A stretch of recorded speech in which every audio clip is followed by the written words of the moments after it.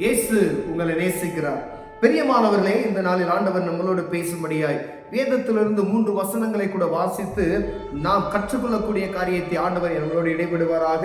அது ஏசாயா தீர்க்கதரிசியின் புஸ்தகம் 55வது அதிகாரம் 6வது வசனம், 7வது வசனம், 8வது வசனம் இப்படியாக சொல்லுகிறது: கர்த்தரை கண்டடையத்தக்க சமயத்தில் அவரை தேடுங்கள், அவர் சமீபமாய் இருக்கையில் அவரை நோக்கி கூப்பிடுங்கள். துன்மார்க்கன் தன் வழியையும் அக்கிரமக்காரன் தன் நினைவுகளை விட்டு கர்த்தரிடத்தில் திரும்ப கடவன், அவர் அவன் மேல் மனதுருகுவார். நம்முடைய தேவனிடத்திற்கே திரும்ப கடவன், அவர் மன்னிக்கிறதற்கு தயை பெற்றிருக்கிறார். என் நினைவுகள் உங்கள் நினைவுகள் அல்ல, உங்கள் வழிகள் என் வழிகள் என்று கர்த்தர் சொல்லுகிறார். பிரியமானவர்களே, துன்மார்க்கன் தன் வழியையும் அக்கிரமக்காரன் தன் நினைவுகளையும் விட்டு கர்த்தரிடத்தில் திரும்ப கடவன். யார் துன்மார்க்கன், யார் அக்கிரமக்காரன்? ஆண்டவர் இந்த நேரத்துல ஒருவேளை எந்த ஒரு மனிதன் நான் பாவியா என்று சொன்னா, நீங்க பாவம் செய்ய யாருமே ஒத்துக்கொள்ள மாட்டோம். இப்ப என்னைய யாரும் கேட்டா நான் என்ன செய்வேன்? ஒத்துக்கொள்ள மாட்டேன். ஏன்னா தவறை ஒத்துக்கொள்வதற்கு எந்த ஒரு மனிதனும் என்ன செய்ய மாட்டான்? தன்னை விட்டு கொடுக்கிறது கிடையாது. அவன் தப்பே செஞ்சிருந்தாலும் ஒரு பொதுவான இடத்துல வைத்து கேட்கும் பொழுது என்ன செய்யறாங்க?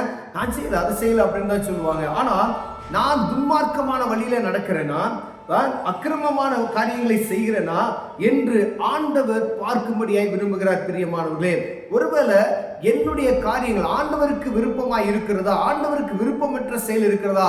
அவர் சொல்லுகிறார், நீ துன்மார்க்கமான காரியத்தில் நடக்கிறனா, அக்கிரமான வழியில நீ நடந்து போறனா, அதை விட்டு மனம் திரும்பு.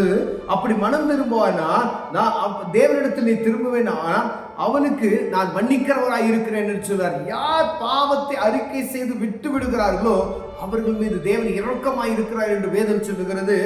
அவர் மன்னிக்கிறதுக்கு தயை பெற்றிருக்கிறார் என்று வேதம் சொல்லுகிறது. பிரியமானவர்களே, நம்ம எப்படிப்பட்ட தவறுகளை செய்திருந்தாலும் சரி, ஆண்டவர் சொல்றார், நீ துன்மார்க்கனா, நான் எப்படி வேணா மனம் போன வாழ்க்கையில நான் வாழ்ந்திருக்கலாம். ஆனா ஆண்டவர் சொல்கிறார், அப்படி ஒரு வாய்ப்பை நமக்கு கட்டளை இடுகிறார். நீ பாவியா இருக்கிற, உன்னை பார்த்தா எல்லாம் குற்றவாளி, இவன் துரோகி அப்படி சொல்லக்கூடிய ஒரு மனதை பார்த்து ஆண்டவர் சொல்லுகிறார், ஏன் பக்கத்துல வா, நான் உனக்கு என்ன செய்வேன்? நீ பாவ மன்னிப்பு நிச்சயத்தை நீ பெற்றுக்கொள்ளுக என்று சொல்லுகிறார். பிரியமானவர்களே, பாருங்க, கர்த்தரிடத்தில் திரும்ப கடவன்.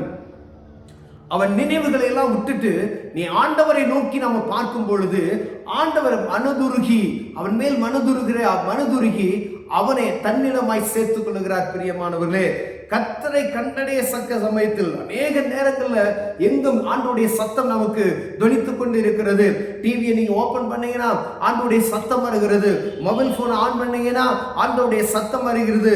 புத்தகங்களை வாசிக்கும் பொழுது ஆண்டோடைய சத்தம் வருகிறது.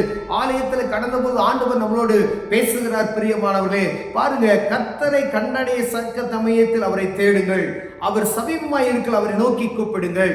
ஏன்னா உங்க ஆண்டவருடைய சத்தம் எந்த பக்கமும் உங்களுக்கு வந்து கொண்டு இருக்கிறது நீங்கள் புரிய முடிகிறது. பிரியமானவரே, அவர் சமீபமாய் உங்களுக்கு அருகில் இருக்கிறார் என்பதை புரிந்து கொள்ளுங்க.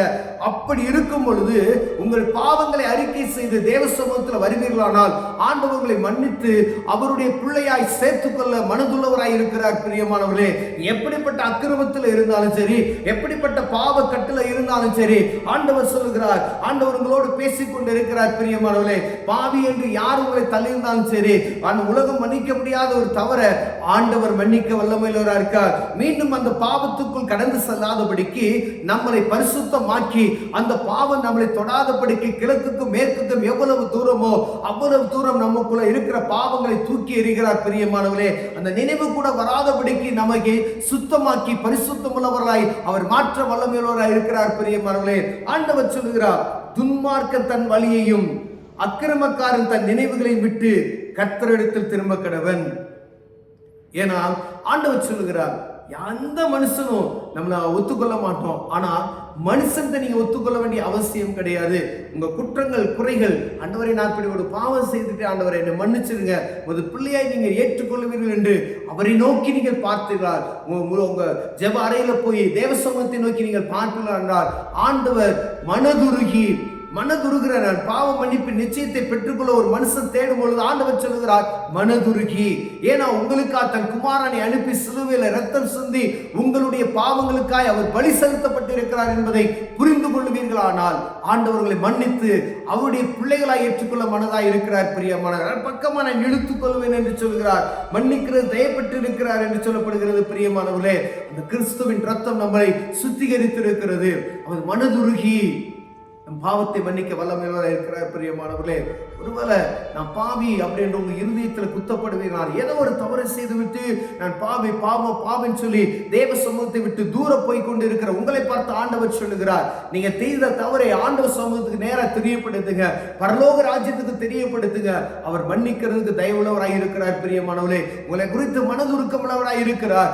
மனதுருக்கமாக அவனை தூரம் நீ போகாதபடிக்கு, நீங்க பாவத்தை செய்து செய்து இன்னும் அக்கிரமத்துக்குள் நடவாதபடிக்கு, துன்மார்க்கமான வழியில் போய்விடாதபடிக்கு, மீண்டும் மீண்டும் அந்த அக்கிரமத்துக்குள் மாட்டிக்கொள்ளாதபடிக்கு ஆண்டவர் உங்களுக்கு ஒரு வாய்ப்பை கொடுக்கிறார். நான் உனக்கு மன்னிப்பு தரேன், என்னுடைய பிள்ளையாய் சேர்த்துக்குள்ள உன ஆசையாய் இருக்கிறேன், நீ என் பக்கவா, உன் பாவத்தை கழுவி நான் உன்னுடைய தகப்பனாய் மாறுவேன், நீ பரிசுத்த சன்னதியாய் மாற்றிவிடப்படுவாய் என்று சொல்லி ஆண்டவர் உங்களோடு இடைப்படுகிறார். புதிய வாழ்க்கைக்குள், புதிய ஒரு பிரசனத்துக்குள் ஆண்டவர் உங்களை அழைத்து செல்ல வல்லமையுள்ளவராக இருக்கிறார். பிதா குமாரன் பரிசுத்த ஆவி நாமத்தினால் உங்களுக்கு ஞானஸ்தானம் கொடுக்க அவர் சர்வ வல்லமையுள்ள தேவனாய் இருக்கிறார். பிரியமானவர்களே, பாவி என்று யார் உங்களை சொன்னாலும் சரி, ஆண்டவர் ஒருபோது உங்களை பாவி என்று சொல்லுகிறது கிடையாது. வருத்தப்பட்டு பாரம் சுமக்கிறவர்களே, நீங்கள் எல்லாரும் என்னிடத்துல வாருங்க, நான் உங்களுக்கு இளைப்பாறுதல் தருவேன் என்று சொன்ன ஆண்டவர் உங்களை பார்த்து சொல்லுகிறார். ஆண்டவர் உங்களை பார்த்து தான் பேசுகிறார். பிரியமானவர்களே, நீங்க பாவி என்று யாராவது தள்ளப்பட்டு இருக்கலாம், இவன்கிட்ட போய் பேசுங்களே, இவன் ஒரு கொலைகாரன் என்று உங்களை யார் பார்த்து சொல்லலாம்.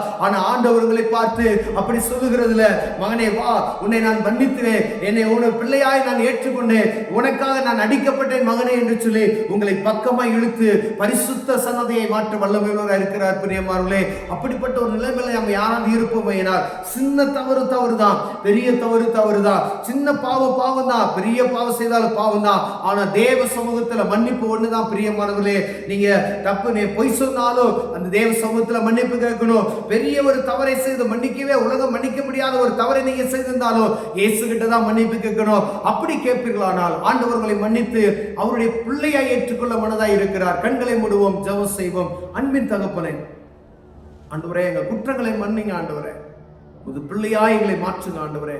எங்களுக்காய் ரத்தம் சிந்தி மீட்டுக் கொண்டு இருக்கிறீரே, எனக்காய் விலைக்கரையும் செலுத்திருக்கிறேன், எங்களுக்காய் விலைக்கரையும் செலுத்திருக்கிறீரே, அதற்காய் ஸ்தோத்திரம். இயேசுவின் நாமத்தில் பிதாவே, ஆமென்.